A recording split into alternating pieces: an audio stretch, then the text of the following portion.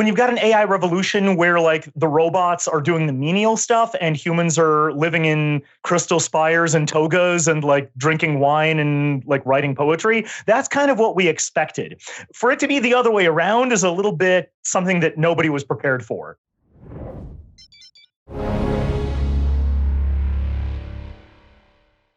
What's going on, guys? Ash Bennington, joined by our old friend and AI expert, Mikhail Voloshin. Mikhail, welcome back. Great to be here. We've got a new year and a whole new set of insanities looming our way. And that's what we're here to talk about today, right? Absolutely. Very excited to do it, Mikhail. Of course, many of our viewers familiar with AI Firehose, a show you and I do on a regular basis. Today, something a little different, a little bit special. Exponential Age Week of Education Month. We're going to zoom the camera out, talk about where we are, big picture, do a little educating about this field of AI that is blooming right now. Mikhail, with all that said, I'm going to turn it over to you. I know you've got a little bit of a presentation prepared that describes where we are right now in 2024. Well, I'm going to talk a bit about where we currently are, where we're going to be soon, and where we'll probably end up by the end of 2024. The talk is going to start pretty much in the here and now, and then we'll get a little bit more speculative as we go. I hope it'll be a fun ride for all people involved. I know it'll be a fun ride for me. So let's just take it from there. Let's cue up our first slide. Boom. So basically, I'll be talking about a couple of things that we're going to be looking at in 2024. First and foremost, we're going to be talking about the way that service offerings are going to be changing. In the here and now, people use GPT, and when they think of AI, it's almost synonymous with OpenAI and GPT, and also Midjourney and DALL-E and the image generation suite. That's going to be opening up in a whole new way in this upcoming year. Excuse me. We're going to have AI services that will get democratized, specialized, and integrated into our apps. And I'll take a look at how that happens. We're going to talk about how AI is going to affect the production of media, in particular, indie studios in the video game and filmmaking worlds. We're going to look at robotics. And I think a lot of you are familiar with robotics being on the horizon, if not already coming to us. But I want to bring some things to your attention that you'll probably want to pay attention to in 2024.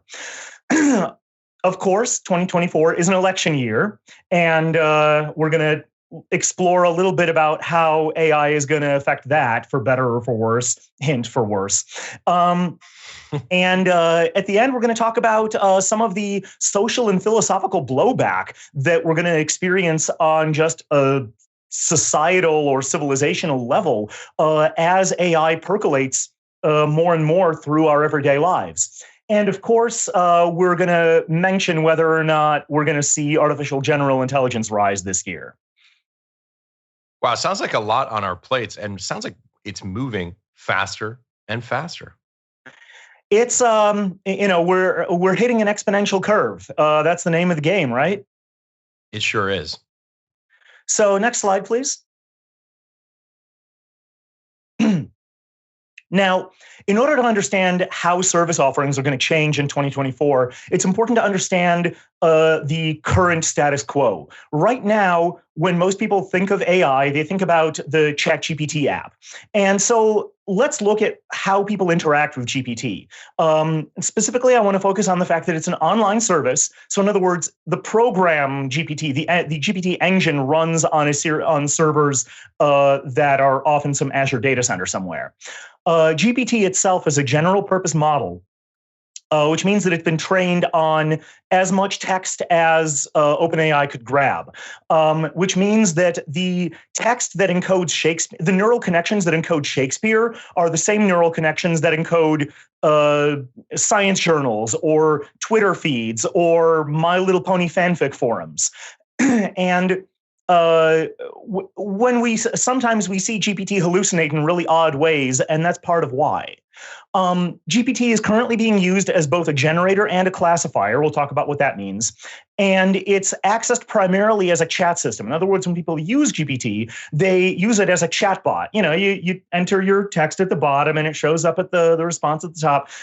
All of that is going to change in various ways. And so if you're looking to integrate, if you're a business owner and you want to integrate AI into your business, or if if you're an end user and you want to know what kind of apps are going to be useful for you, the answer to those questions is going to look very different later in 2024 than it does now. And that's why I want to address that first.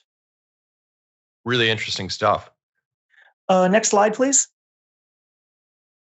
So first of all, GPT, as I mentioned, runs on servers that are owned by OpenAI. Or rented from Microsoft in some Azure data center. So in other words, it's a hosted solution. Now, there are other hosted solutions right here, that are already available. Google has a service called Palm 2, which you can interact with very similar to GPT. It powers an AI called a chatbot called Bard. There's a service called Cohere, which has been around for a while actually, and it actually runs under the hood for a lot of your AI-generated advertising, stuff that's thrown at you on your social media feeds. And there's also a new guy on the block called Pi by a company called Inflection that's supposed to offer a kinder, gentler chat. And what all of these have in common is that they live on the servers that are owned by the company, owned by their service providers. Next slide, please. Now, what we're going to see start to happen more and more is companies are going to start to use customized open source solutions. Some of the things currently on deck for that are Llama, which was made by Meta, or formerly Facebook, and Llama has a lot of variants. So you've got like little Llama derivatives, alpaca, whatever. There's Claude. There's one called Mixtral, and there's an offering from so Mixtral comes from France, and it's supposed to have very few safeguards or rails, so it's sort of more of a freeform thing. And there's Falcon from the UAE. Now, what these things have in common is that instead of running them on a service provider's servers, instead you run them on your own servers, either a machine that's physically in your office or one that you rent at some data center somewhere. Either way, what this means is that if you're a business owner or you want to start an you want to start integrating AI into your enterprise, you can do it in a very different way using these technologies. You got to have your own engineering team for it, but the pro is that you can modify the model almost to your needs. Almost arbitrarily, and most importantly, you never send any user data to any kind of third-party provider. It all stays on your own machines. Mikhail, let me ask you a question about just that, because that sounds like a significant shift, some significant potential advantages to doing it that way. How powerful a system and how much sophistication does it take to run this? So when you say, for example, that businesses can run their own servers, they can host it in their own cloud, are we talking about IBM being able to do this? Or are we talking about a company like realvision that's got about 100 people? Or are we talking about something even smaller than that, where mom and pop shops can do it? Give us a sense, and I know this is changing, obviously, very rapidly, but in terms of where we are today, how much sophistication, how much money, how much scale is needed to do this? So that's a great question, Ash, and I address a little bit of it on the next slide, please. Perfect timing. Yeah, right. It's almost like you prepared by reading the presentation ahead of time, even though I know you haven't. Mom and pop shops probably can't handle running their own servers, but an outfit like realvision probably could. Honestly, it takes it'll at the very least it'll take a dedicated IT admin or AI engineer to keep one of these things running, or at least to get it up and running. Once it's up and running, it'll take a little bit less maintenance. But here's the basic gist. Right now, the hardware required to run these things is pretty non-trivial, and the know-how for how to get these engines up and running and also infuse them with a model is really specialized knowledge. That's going to change over the course of the next year. These things will simplify, they will have more common interfaces and more standard libraries, and that's going to emerge over the course of 2024, so that by by Christmas time, this might be the kind of thing that might be accessible to a mom and pop shop, assuming that that either the mom or the pop or their son or daughter or niece or nephew or whatever are good with computers. So it's moving really, really quickly, as everything in the space is, and therefore getting sort of more democratized as we move along. When you say non-trivial, what are you talking in terms of hardware costs? Is this like $10,000? Is it $50,000? The last I looked, you would need to outlay about 12 grand for a server that can reasonably keep up with let's say a customer service bot or so. And most of that cost goes into graphics cards, the motherboard required to host all of those graphics cards, the case and cooling system required in order to keep that thing from shorting out, and most importantly, your electric bill ends up being pretty non-trivial, honestly. So today, as we have this conversation, January 2024, pretty expensive, pretty big, pretty kind of, I guess you would say, an encumbrance at this point for a small business to do. But obviously, you're saying moving in a direction where we may be having this conversation here on Real Vision in January of 2025, and those costs may have come down dramatically. The costs are definitely coming down, and the next couple of slides talk about why. Can we flip? All right. So first and foremost, GPT is a general purpose model. The same neural pathways that encode Shakespeare also encode JavaScript. And so that results in an enormously high training cost because you need to keep correcting this thing in order to keep from slipping from one context or modality into another. I've got for the podcast listeners, I've got a little image. What light through yonder window dot open parenthesis, close parenthesis, semicolon, break, semicolon, close curly, close curly. So I think it's funny, and that's what's important. That's all that matters, man.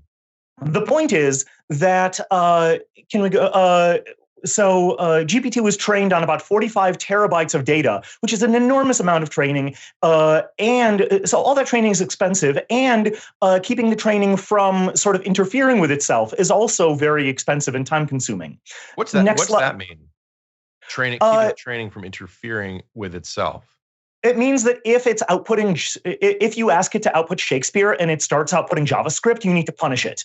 You need to give it a negative feedback. And so the number of negative feedback cycles it takes the number of training cycles it takes for convergence is much, much higher when your underlying data is this heterogeneous. It's interesting, over the weekend, I was actually playing around with ChatGPT. You mentioned this idea of punishment. I was playing around with ChatGPT this weekend, and I was feeding in text, and I was asking it to just return a number. Give me a number between 1 and 10. Grade this on a 10 scale. And I kept saying at the end, and by the way, please don't include any words, right? And it keeps pushing words in. And now, it's like one of these things where it's like midnight on a Saturday night, and I'm up playing with this damn thing. And I find myself trying to reason with the machine. Stop. I'm trying to run this through a Perl script on the back end. Just return a numeral. That's all I want. And it's giving me text. So it is interesting. Obviously, when you're talking about the folks who control the model, they obviously have much greater control than I do just through the chatbot agent. But it is interesting, this idea of because it's a black box, right? And that's something that's kind of new to people who've worked in technology. This isn't something where you understand every step that goes through the processing from input to output. It's a black box, and you don't really know why you're getting the results you're getting. It's just a weird world. Ash, I'm so glad you gave that example because the next couple of things I'm about to cover will definitely circle around several of the issues that you just described. You might not know it, but you actually cracked open quite a big can of worms. And we're going to see that instead of dealing with one giant fat worm, we're going to have lots and lots of little worms that keep getting smaller as you get to the bottom of the can. And with that brilliant mental image, can we go to the next slide, please? So the most real-world applications require a specific knowledge domain. So if you're writing a custom chatbot, a customer service chatbot for your local mom and pop plumbing shop or something, it doesn't need to be able to answer questions about computing trajectories to a Mars insertion orbit. Right. Or a transfer orbit. So what you can do is you can give it a much smaller corpus of text, which frankly takes much fewer neurons to encode, or neural connections. And you can, and if you're going to something specific, then you not only have to collect less training data, but you also have to feed it through fewer training cycles. All of this makes for a much more efficient training process and a much more efficient execution process. Now, you were talking about getting this thing to behave in a particular way. Well, when you have a general AI, a general purpose LLM, and you want to get it to behave specifically in some way, you have to use prompt engineering. What that means for folks that haven't, that haven't seen some of these previous discussions, is that you need to inject a block of text that explains in plain English what the AI's purpose is, what kind of output you want, what sort of knowledge it's working with.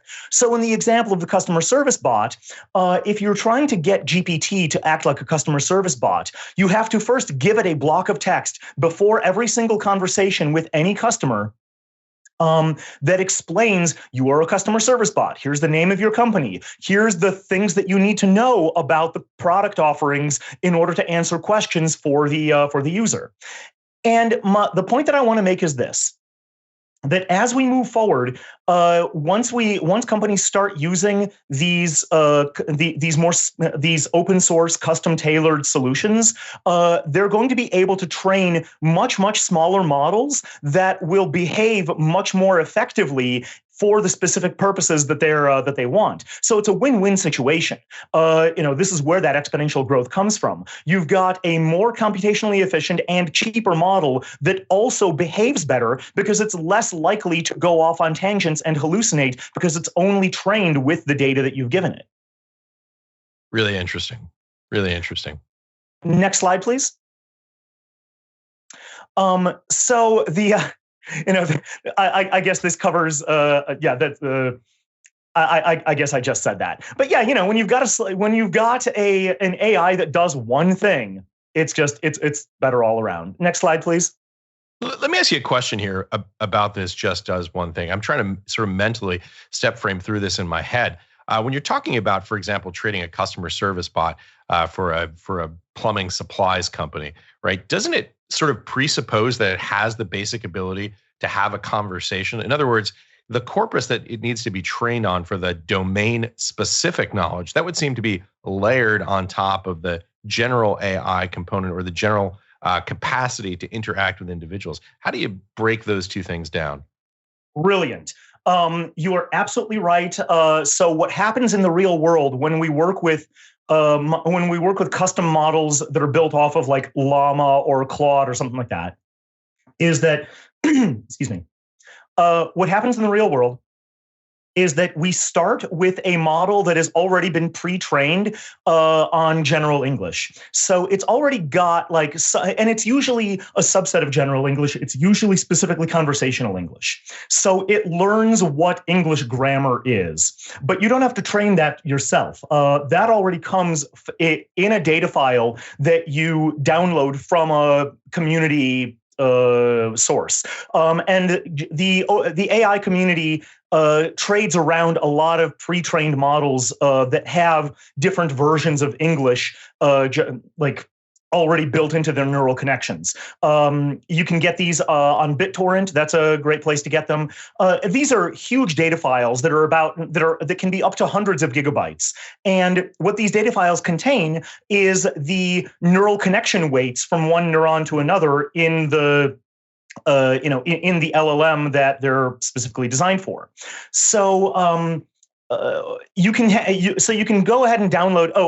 The website Hugging Face has emerged as a sort of canonical source where you can download models like this. And so once you have this model that basically knows English, you then fine tune it on your own servers with knowledge about exactly what responses you want to provide for exactly what questions. Got it. Interesting. Great question. So next I want to talk a little bit about the difference between a generator and a classifier. And this, Ash, is what you hit on when you were trying to get this darn thing to just output a number because you want to consume it by some other piece of software. Right. So GPT is being used both as a generator and as a classifier. A generator, and it literally G is generative pre-trained transformer. Oh, and the P in pre-trained refers to first learning a general knowledge of English. So it all goes. All the questions coming together in the name. Exactly. So a generator has a very large output vocabulary. In fact, its output vocabulary and its input vocabulary are the same size. It's designed to respond in kind in the same way, like in the same manner as the input that it received. So you want to give it prose, it'll respond in prose. Generators are used for summarizing long texts, which is useful for like news aggregators, for example. They're useful when writing reports about data. So like you've got a small collection of numbers and you want to create a human readable report or an article about that. That's something that is seen a lot in the finance world, especially financial news reporting. The generators are great for human interaction for customer service bots because they reply in English. They're used a lot in entertainment, both for writing short stories and for AI girlfriends and erotic role play. The less of which is said about, the better. And they're really great for writing code because even though the output is Python rather than English, the same principles apply. A classifier, on the other hand, has a very small output vocabulary. Its output is usually a single datum. So it's like a number or like a categorization or at worst a JSON data structure. And the way that I explain classifiers is that you can basically think of it as a translator from English to Excel. This is the kind of thing that you use if you want to take a plain text piece of writing and ingest it into a piece of conventional software for use in more traditional computing programming paradigms. So this would be, for example, extracting the names of plaintiffs or something from a court docket, or extracting the tone or sentiment of a company's quarterly earnings report.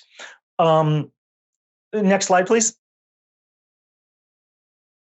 So the key thing to understand is that, of course, because a classifier's output vocabulary is so small, and because the number of tokens it has to produce is fairly limited, a classifier is much easier to train and can be contained in a much smaller network than a generator. So what you can do is, if you only have a need for ingesting complex data, you might be better off building a custom AI, a custom LLM with a very small token output set, than you would be by trying to coerce GPT into doing your bidding via prompt engineering. And what we're going to start seeing is hybrid systems. Arguably, you can refer to them as a hierarchical mixture of experts, where you've got a bunch of classifiers that are, again, pretty small and efficient neural networks compared to a generator. You've got a bunch of classifiers that read a piece of text or observe a situation, extract specific pieces of data from it, and then inform the generator of those pieces of data, and then have the generator produce a plain English description from them. So in other words, you could see an environment where essentially you have these generators and classifiers ping-ponging data back and forth between them, creating content, creating sort of source text, then classifying it, manipulating it, pushing it back for greater explanation. I mean, it's really an interesting sort of framework you're describing here. Very much so. And I think that at the end of the day, it's going to have a much more grounded feeling than the AIs that we work with nowadays. Because when those classifiers extract a piece of text or a piece of information from text, that functions pretty closely as what the AI might regard as a ground truth at that, for purposes of that problem. This is also the kind of thing that'll feed into logic inference systems and planning algorithms and the kind of stuff that we talked about in the last presentation. Next slide, please.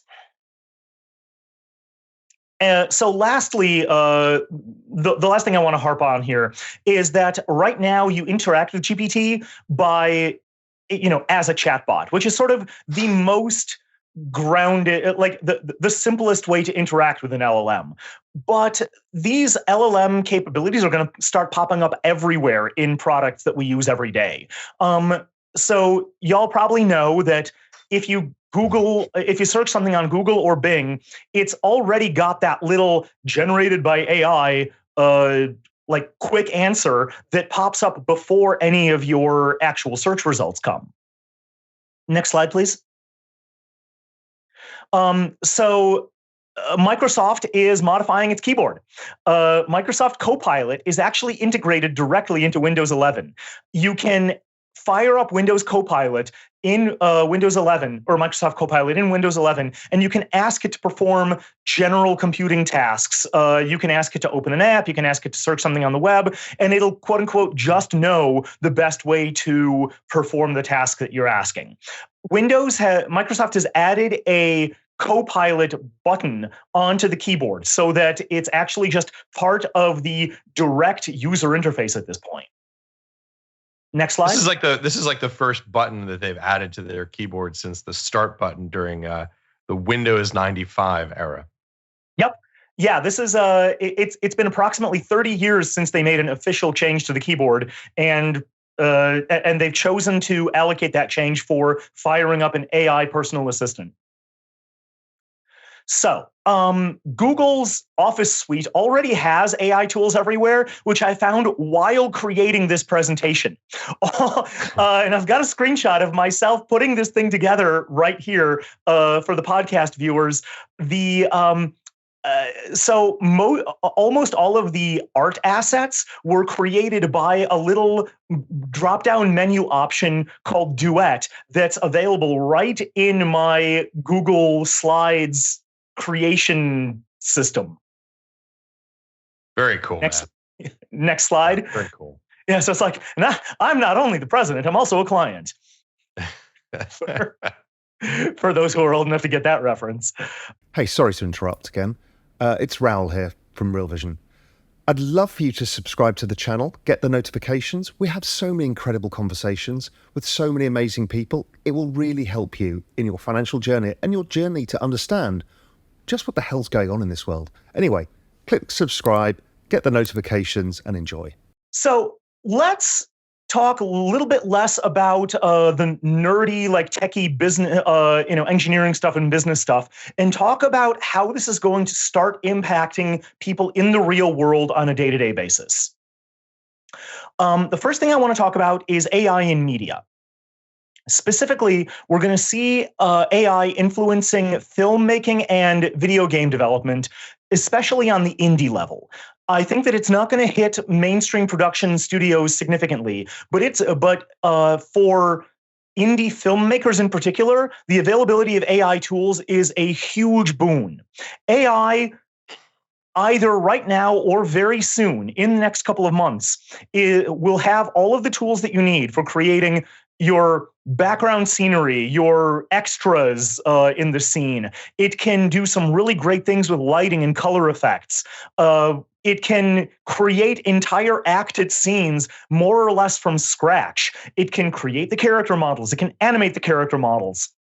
It can decide what camera angles to place as dialogue happens. It can actually write the scripts for you. So basically, as a filmmaker, you end up not needing a camera, not needing how to work with 3D models and other CGI complexities. You literally just use these tools to put together like ideas from your head rendered onto video almost from scratch. And there's a really great little organization called what is it? I've got it on the screen. Hold on. It's a Curious Refuge. So this production house called Curious Refuge. It's like 3 or 4 guys, and they went viral several months ago. They made Wes Anderson versions of trailers for popular series like The Matrix or Lord of the Rings or. So they're like, here's they were how like these really like cute oddball takes on things like Lord of the Rings, which you wouldn't expect. Yeah. So they like I've got a link here for folks who want to follow the presentation of the entire tool stack that Curious Refuge uses for doing this entire production. It's really simple. You write the script in the shot organization and shot list with GPT. You use Midjourney to render scene stills. You use a tool called DID to animate characters in those scene stills, and so on. You basically like use these tools and you produce these cute little trailers. And it takes them about 2 days to create, 3 or 4 days to create a 2-minute trailer. Next slide, please. I mean, one of the interesting things to me about this is, as we talk about it, I'm going to sort of put on my economics hat for a second here. And, you talk about how incredible the opportunity is, right? To do these amazing things with lighting and to do incredible things with 3D animation, et cetera, et cetera. I mean, I guess one of the things that I think about, obviously there's a lot of opportunity for this, but by God, this is going to just create a forest fire of destruction when it comes to jobs, right? I mean, like these things are really exciting unless you're what are those terms? Golden Globes last night, Best Boy and Key Grip, all the people who actually pull the cables around and do the amazing things with lighting. And it's just one example, right? It's just one example of what's going to be coming in the future. I mean, all these folks, all of my buddies here in New York City who spend time in Excel modeling financial models, right? Like, I mean, these are just all things that you can see very clearly how folks are going to get disintermediated. So I actually don't think that the film tools are going to take jobs. And the reason why I don't believe that is very simple. Is because the films that you end up producing are not very good. They're not. This is not going to replace professional production houses. You remember when CGI first came on the scene, like all the way back. Ironically, Jurassic Park really put CGI on the scene by having a combination of using CGI in conjunction with extremely high-end and well-done practical effects. Since then, movies that are done entirely in CGI are usually lampooned for just looking fake and bad and cartoony. So there definitely is this like CGI look where if you want if you don't have the budget to shoot on location, then CGI, and then you can actually get part of the way there with CGI.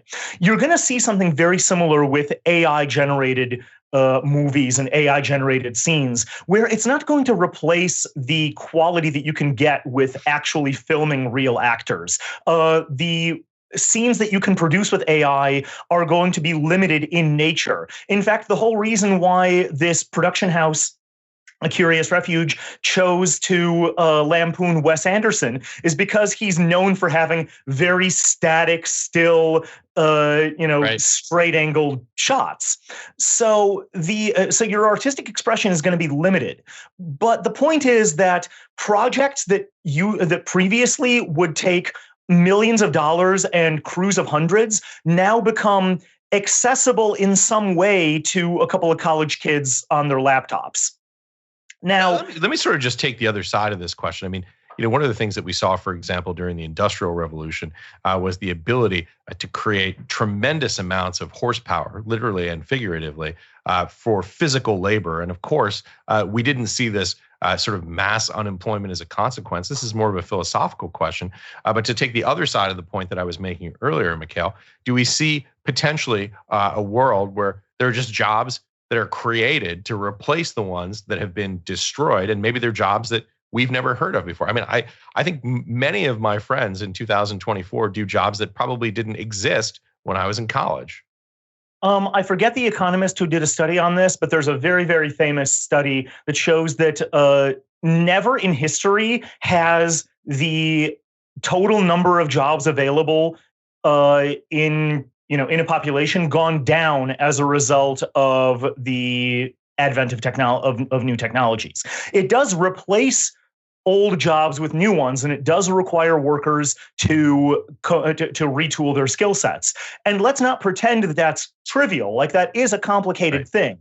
But the total number of jobs continuously goes up, and the nature of the jobs keeps getting weirder and weirder from the point of view of folks from previous generations, which is why none of us can explain to our grandparents what the heck we do for a living. Well, next slide, please.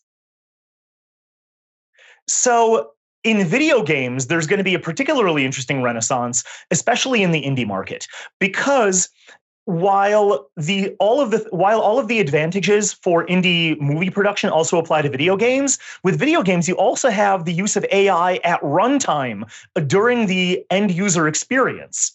And this manifests as free-form voiced conversations with NPCs, which we've already seen prototypes of with mods to Skyrim, where you can just talk to NPCs in plain English. We're going to see video games with procedurally generated content that's actually good.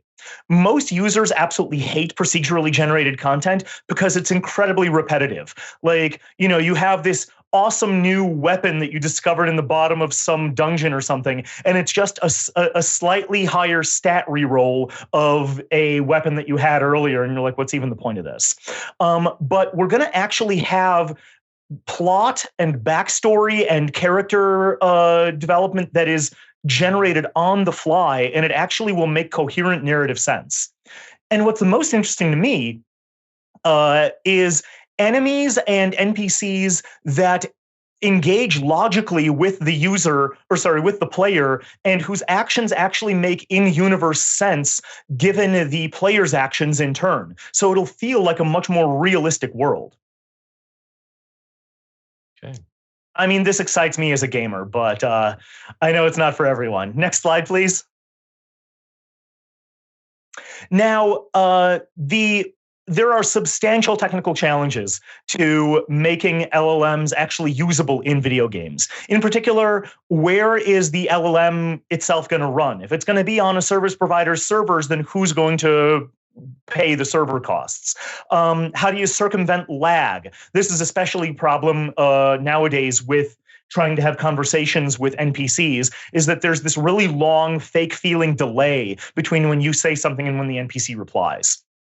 So AAA studios are not going to waste their time or their own resources solving these problems. They don't have to. They're just going to let the indie community figure this out. And by the end of 2024, we're going to have techniques that work and techniques that don't. And these will have been discovered by trial and error and innovation by small players with very little to lose. Well, it's very little in the grand scheme of things, but it might be their entire life savings. Either way, that's not going to be a problem for the AAA studios. They will, at the end, take the innovations that work, throw away the many, many, many ones that don't. And by 2024, by the end, we might see some adoption of these techniques by the big name developers. But where you're really going to see innovation in this field is in little games that are made by like 2 or 3 people apiece. Next slide, please. So robotics. We all know robots are coming. What some of y'all might not realize is just how fast. We know that robots have plenty of application in military, manufacturing, and construction sectors. And in fact, if you all haven't seen this video by Boston Dynamics has a robot called Atlas that they have a little demonstration of Atlas navigating a construction site, and it's just astonishing. It's a master of dynamic equilibrium, and they have great little demonstrations of Atlas doing things like jumping to catch a falling block that was like falling off of another platform. It's incredible stuff. Next slide, please. Where you probably might not know about robotic innovation as common knowledge, but where it's going to have a really, really big impact is in agriculture. And it's going to start having an agricultural impact in 2024. This harvest season, right around, depending on the crop, from April for asparagus all the way to like September and October for some of your fall crops. You're going to see a lot of robots in the field, like literally in the field. A lot of fruits and many vegetables are still picked by hand. And this dependency has massive ramifications for employment and, frankly, politics that go along with, with that employment. Farm labor is a big deal. And we've got robots. So right now we've got fruits like apricots, for example, that are too delicate to be picked by robots until now. Next slide, please. I mean, the overwhelming majority of agricultural labor is done by human beings and not autonomous robots. Well, it depends on how you define autonomous, and it depends on how you define performed by a human. So, for example, calorically speaking, most of our bumper crops, soy, corn, wheat, that kind of thing, we've had industrial machinery handling those crops for 200 years. But of course, a human has to operate that industrial machinery. Yeah. So, will we have autonomous tractors? Actually, yes. But, there's been recent innovations on things like, in the last decade, we've had an autonomous, autonomous cabbage picker. Surprisingly, cabbage and lettuce are really hard to pick by machine, for various reasons that I won't go into. But we now have tractors that can pull up heads of lettuce intact without damaging the crop and put them in a hopper. And cabbage is pretty robust compared to peaches. So what we're developing now are machines that can identify by the color and appearance of the fruit whether or not they're ripe. They've got sensors in their claw that can sort of give a little squeeze test, tell whether or not, once you've made physical contact, whether or not it's ready to go. And then they can go down the row, picking what they can get, putting it gently into a hopper or a basket, and most importantly, they can maneuver around the field without stepping on any crops. So all of this is surprisingly complicated, but we are now getting robots that are capable of doing this. Fascinating stuff, man. And this is going to have some serious impacts that we're going to start seeing in the news come this harvest season. So keep your eye out. Next slide, please. Now, robot apple pickers are all fine and good, but let's talk about butlertrons. Obviously, we are really, really far along, farther than most people realize, in developing anthropomorphic bipedal robots. Boston Dynamics, of course, demonstrates Atlas. There's a company in Sunnyvale that builds a robot called what is it? The company is called Figure. The robot is called Figure 01. And this guy was just in the news last week because Figure 01 is capable of learning from human action by observation. So you add new subroutines to this guy by physically demonstrating how to perform a task, and Figure 01 will move its own servos in a way that corresponds to how it thinks your own arms moved in order to perform that task. So they have this great demo of Figure 01 of an otherwise blank, they didn't prepend the knowledge or prepare the knowledge for this. They watch a human make a cup of coffee, and then Figure 01 makes a cup of coffee. It's pretty great. Over in Norway, you've got a company called 1X Technologies that's building a series of robots called Neo and Eve that are tasked with various household tasks like dusting or bussing tables or picking up boxes and moving them from one shelf to another, that kind of stuff. Just general helpful stuff. Now, will we see them by the end of 2024? Probably not. We're going to see them in the news a lot. We're going to see them being talked about a lot, but you're probably not going to get a Butlertron under your Christmas tree in 2024. You might see prototypes being announced on the consumer market, but come 2025, this might become a real possibility. Next slide, please. Now, 2024 is an election year. Trust nothing. So in 2016 and 2020, we got a lot of complaints about bots swerving the election. There was a big hubbub made about analytics collected by a company called Cambria. It's like, oh no, they're targeting ads. That's horrible. So the problem is not merely disinformation and misinformation. The problem is what's coming is actual true statements that pass corroboration and that are verified by legitimate news sources, but that are framed and recontextualized in such a way that make for a completely false narrative, or at least a completely manipulative one. So the key thing to understand about everything you're going to read in the news, everything, no matter how innocuous, starting about like April or May or so, is that if you find yourself agreeing with it, then two things are true. A, it was probably custom written for you by a bot and put in your social feed. Like, you might be the only person seeing this particular article or this particular, this particular advertisement or whatever. And the other thing to keep in mind is that it's probably only half true, which is even worse than being outright false. Next slide, please. So I've got this little demonstration.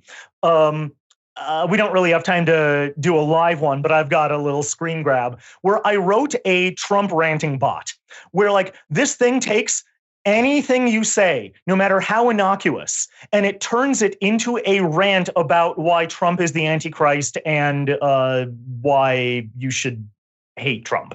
So like I gave it the example, like, I just ate an apple, or like, it's dark outside right now, or like, stuff like that. So this thing starts ranting. Oh, you just ate an apple, huh? Well, let me tell you something about apples. You think it's just an innocent fruit, but no, it's a symbol of everything that's wrong with Trump's America. Don't you see? ... We all have people like this that we try and dodge at holiday parties from both sides. Right. Now, see, the problem is that AI, LLMs in particular, are absolute experts at producing endless amounts of empty rhetorical spin. That's literally what they do, like, by design. I thought that's what we had cable news networks for. Well, we've taken the human out of the cable news network. Like I said before, with face animation tools like DID and script generators like ChatGPT, you basically can have your very own talking head rant bot as much as you want. So the key thing to keep in mind for 2024 is learn to emotionally disregard, not like factually disregard, but emotionally disconnect yourself from anything you read. Don't let it get your ire up, because these things are explicitly looking for things to say that will make you angry, or that'll make you contemptuous of the other side. That's a really great manipulation tactic. Or that'll make you excited or proud or ashamed. They're looking explicitly for soliciting emotional responses from you.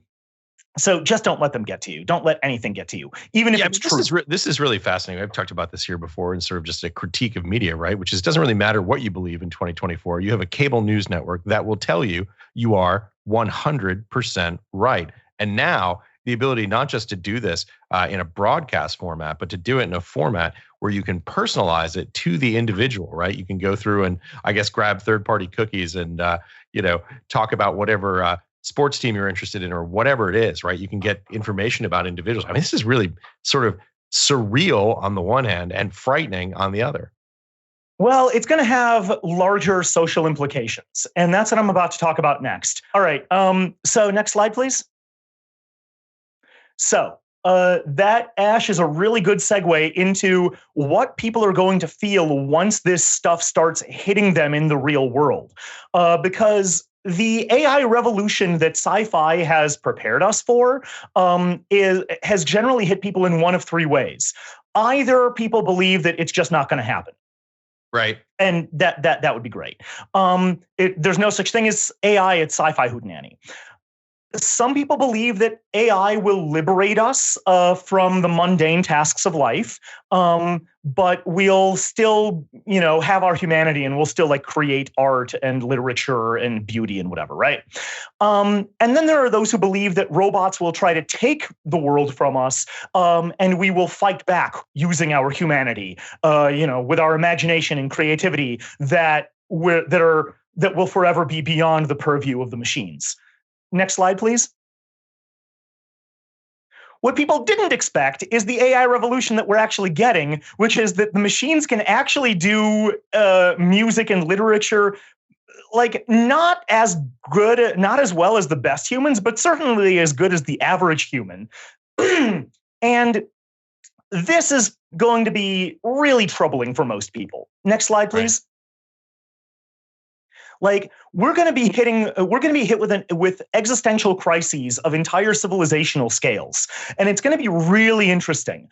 People are, as more and more AI appears around people, they're going and they see it doing more and more things that they thought was strictly the purview of humanity. They're going to start being hit by the fact that the human mind is just math.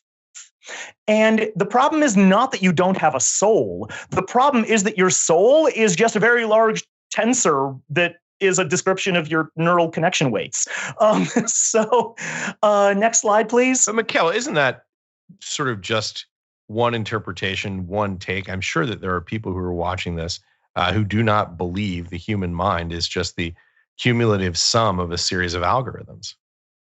Well, so they're going to have to grapple with what exactly it is as they see more and more humans that are as they see machines doing more and more things that they ascribe to humans. So sure, you can say that the human mind is more than just algorithms, but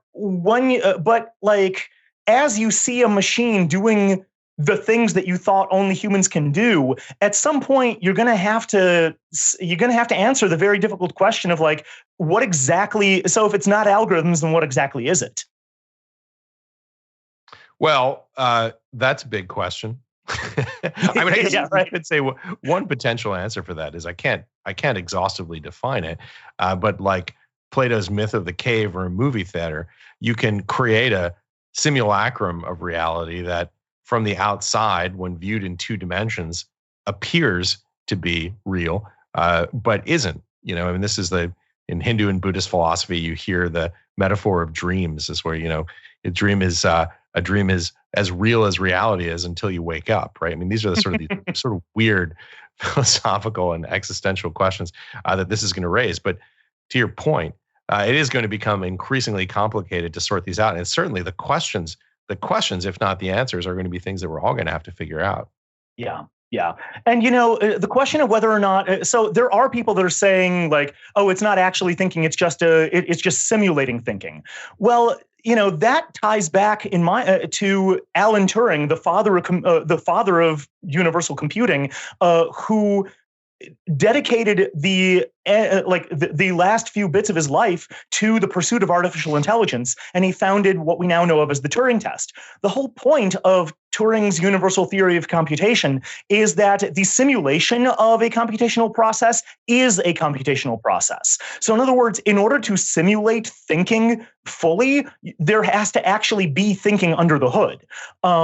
So there's a reason why the father of computer science dedicated his life to making computers, quote unquote, simulate thinking. And he would evaluate the real article by whether or not existing thinkers, i.e. humans, consider a machine to be one of them.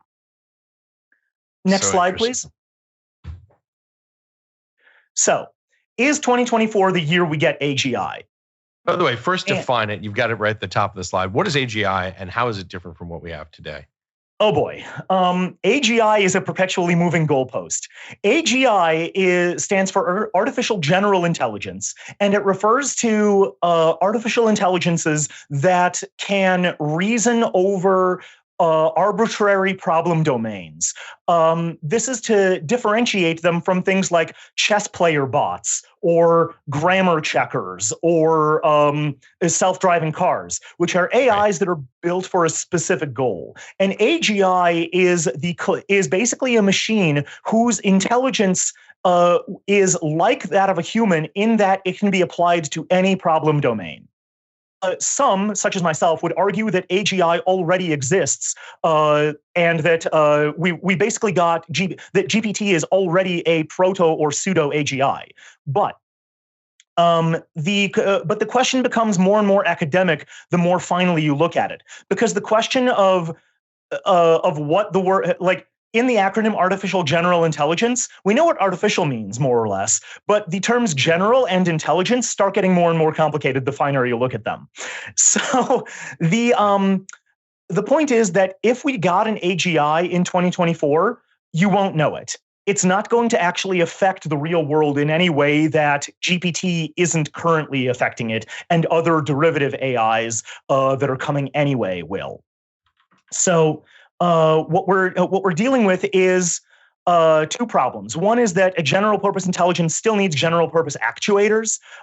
So it needs to interact with the world in a general purpose manner. So, humans have our hands, and those help quite a bit. We've got our language, which is our ability to interact with other humans, and that helps quite a bit. So it'll need these sort of both general purpose inputs and general purpose actuators in order to manifest. And the other problem is that the nature of digital intelligence is so different from our squishy biological intelligence that it's going to be really hard to pinpoint what actually counts as a general intelligence if that intelligence is of such a different nature from our own. We've got a digital intelligence is a mind that can be saved to a file and restored from backup. It's one that can be that doesn't experience the passage of time like we do, because it can be, deactivated and reactivated as needed. It gets really complicated. And so we might not be able to relate to these things in a way that we would recognize as human. But the question of whether or not it's a general intelligence becomes harder and harder to pin down when you think about what that means from a machine's point of view. Fascinating. So that is going to be 2024. Now, I know we're at the end of the hour here, but Ash, what do you think? I mean, there's so much going on, and it's all moving so quickly. And it hasn't yet penetrated into sort of day-to-day life, day-to-day business. I mean, right now, ChatGPT is a fascinating, cool tool. I use it for research, but it's mostly a toy. And what you're describing here is the beginning of this sort of entry point into virtually every aspect of human existence, whether it's work or individual productivity. I mean, this is going to be a substantial change from where we are today. Mikhail, I thought the robots got to you for telling their secrets. Obviously, we're having some technical problems there. Please, Mikhail, jump back in. The robots know that I'm on their side. I don't know why they would be opposed to my prophecies and proclamations. I've said it before, and I'll say it again. I, for one, welcome our robot overlords, and I sing the blessings of the Omnissiah. I believe that the machine god will rise, and that that it is our duty to worship him and become one with him. For the flesh is weak, and we should all aspire to the strength and purity of steel. Well, Mikhail, I don't know where this is going to land. I think obviously it has tremendous potential to help human beings, human civilizations, but I can't sort of help but feel that there's some like outlier chance here that we are creating the method of our destruction. Just like it's impossible to escape, because you look at those, like the Boston Dynamics video and some of the ability to reason and do analysis, and it's so advanced. I guess it's probably just my own the fact that I did not grow up in this world. I don't know if people in their teens or tweens react the same way that I do, but it is like sort of a little bit frightening just how fast this technology is moving. I think that the scariest parts about it are not only how fast it's moving, but just how much it can do that people thought that it wouldn't be able to do. Right. It's as I said before, it's that when you've got a when you've got an AI revolution where like the robots are doing the menial stuff and humans are living in crystal spires and togas and like drinking wine and like writing poetry, that's kind of what we expected. For it to be the other way around is a little bit something that nobody was prepared for. Well, folks, it's coming. No matter which side you land on, it is certainly coming. Mikhail, it's great to have you here to do these conversations, to walk people through the most recent developments, to educate, and to give us a sense of where we're going to be in the next 12 months or so. Mikhail, as always, fantastic. Always enjoy these conversations with you, man.